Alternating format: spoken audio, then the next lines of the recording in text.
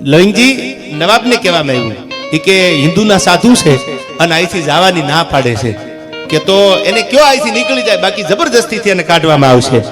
અને તેથી બધા માણસો રસાલો કાફલો આવ્યો અને કીધું કે બાપુ ભગવાધારી છો એટલે બીજું કઈ નથી કરતા, પણ તમે રાધનપુર મૂકીને નીકળી જાઓ. ત્યારે બાપુ એટલું કીધું કે હું નીકળી તો જાઉં, પણ મારી એક શરત છે. કઈ શરત? કે હું એક પાંચસેરનો ઉપાડીને પાણો મૂકું ને, એ પાણો જો તમે પથ્થર જો તમે આખો કરી દો તો અટાણે હું નીકળી જાઉં.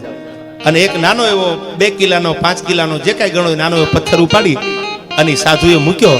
આખી રાધનપુરની સલ્તનત તૂટી ગઈ એ વખતે નવાબી શાસનમાં, પણ એ મૂકેલો પથ્થર આઘો ન થયો. પછી પગમાં પડી નવાબે એટલું કીધું કે તમે ઈ તો કયો છો કોણ?